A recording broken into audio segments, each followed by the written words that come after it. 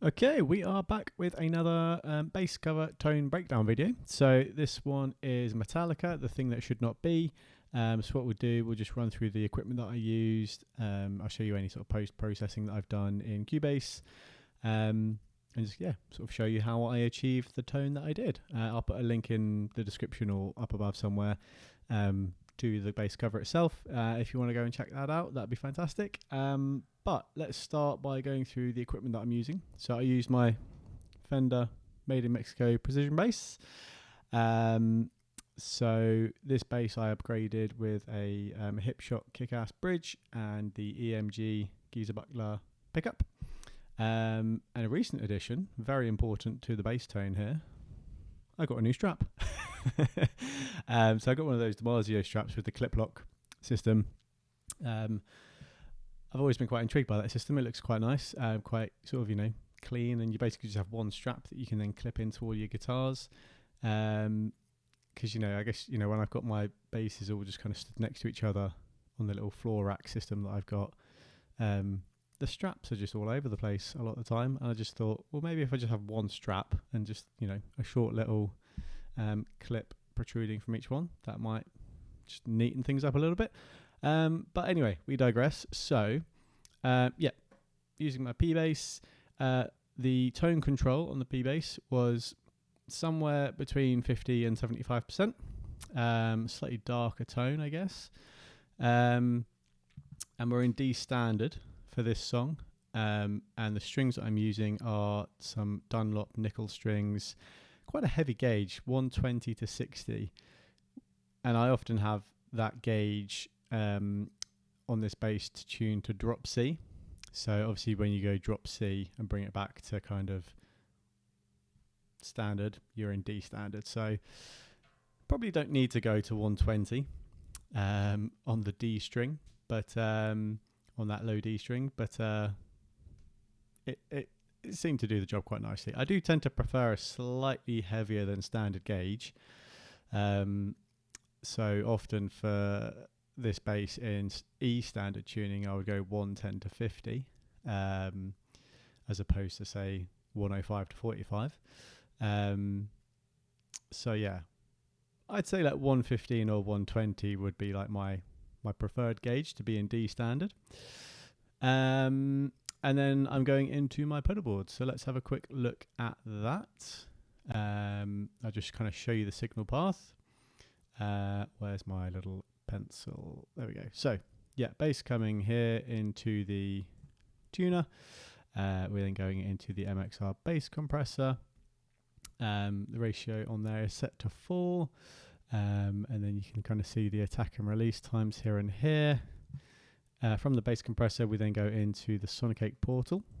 So previously this has been the Boss LS2, but recently I've swapped that out for the Sonic 8 portal. I quite like the option of having a foot switch for each channel. I find that functionality and I guess usability is a little bit better than having, I guess, one foot switch and having different modes to switch between with a little extra dial. But anyway, the portal is splitting the signal into two paths. So the green channel, let's get a green pen. So for the green channel, we are going into the TC Spark Mini Boost and the Morley True Drive Wah. Didn't use either of those on this one. And then we're going into the TS9 Mini.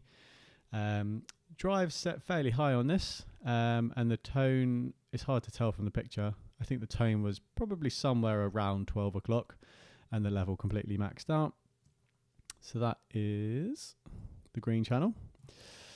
And then the red channel is basically a parallel signal going in and out of the Ibanez Pentatone EQ. You can see that set for maybe a little bit of a cut in the very low lows, maybe a slight boost in some of the low end frequencies, and then relatively flat, maybe a very subtle cut in some of the higher frequencies. So red channel is a bit of clean low end, green channel is a bit of drive. And then let's go back to the blue pen. So after that, the sort of output from the portal. Let's go down here. Basically goes into the TC Electronics flanger. Didn't use that. And then we go into the SansAmp VT Bass DI. You can see the drive's quite low on there. Character knob set in such a way that it creates a slightly perhaps darker, warmer tone. The more you dial that control up, the kind of brighter and harsher the sound gets, especially, you know, if the blend controller's on full, which it is in this case. And then EQ wise, treble is, or highs as it's labelled on the SansAmp, pretty much at 12 o'clock. Very slight boost on the lows, a little bit of a cut to the mids, and the cab sim is engaged on that pedal, and then XLR goes out into my interface.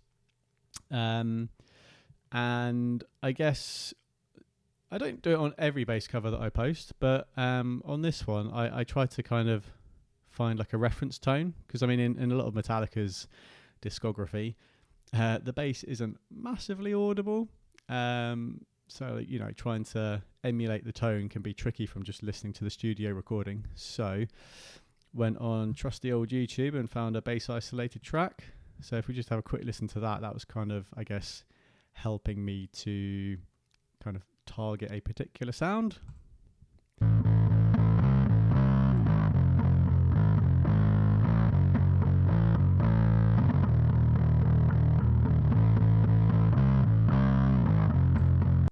So yeah, you can hear it's quite kind of fuzzy and distorted.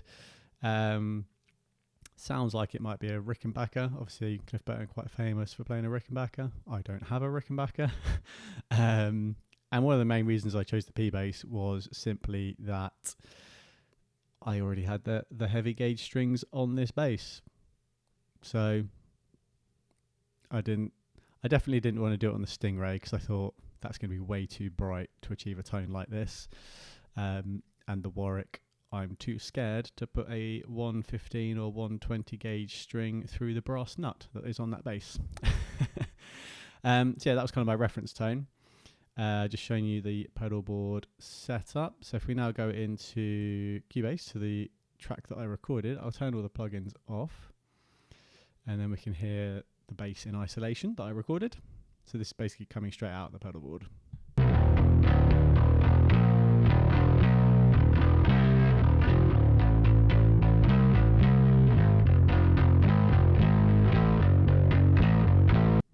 And if we go back to maybe that reference track.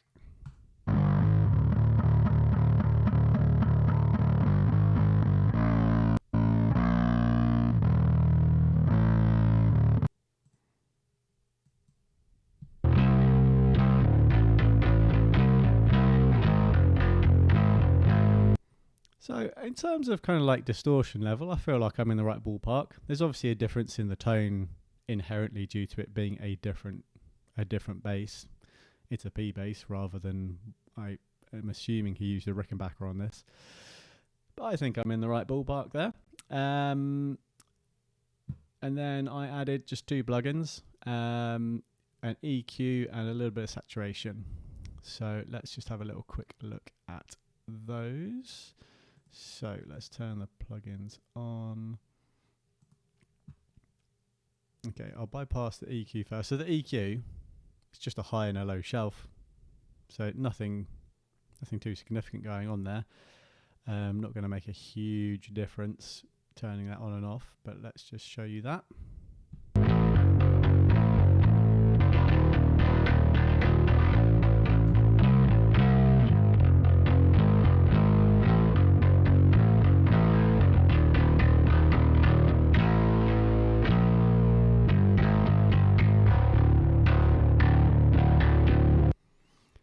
So yeah, quite subtle. It's quite difficult to hear exactly what that's doing. There is a little bit of a reduction in the low, and you know, the really low lows that can just really muddy up the mix. And because we are going for not a particularly bright tone here, I felt that anything above 6K didn't really need. So just got rid of any unnecessary top end sizzle. So yeah, that's the EQ. Pretty straightforward. And then we added the saturation knob. So this is a free plugin. The TDR Nova EQ is also a free plugin.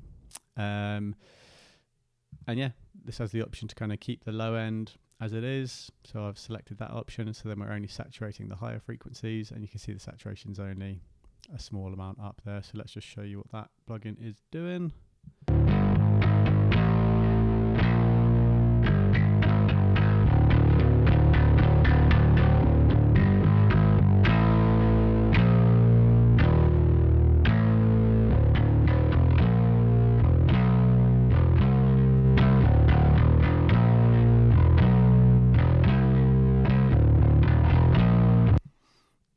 So it adds a little bit of volume, a little bit of extra kind of grit and saturation, just kind of brings some of those frequencies forward a little bit more.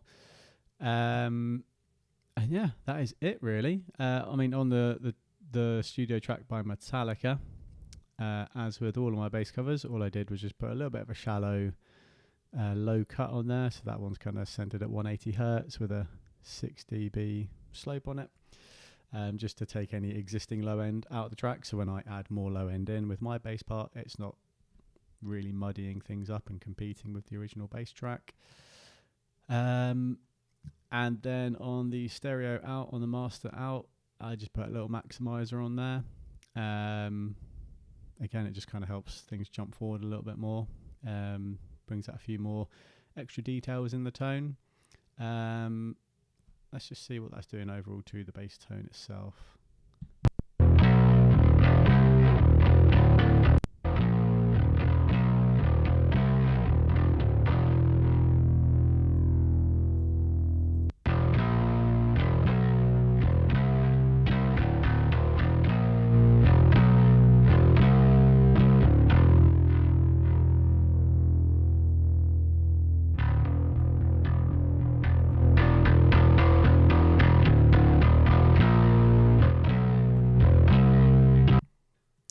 So yeah, that I think is everything. So run you through the bass that I used, the pedal board, some of the settings on those pedals, and then showed you a few of the plugins that I've used here in Cubase. So yeah, I think that pretty much covers it. So yeah, thanks very much for watching, and I'll see you in the next video.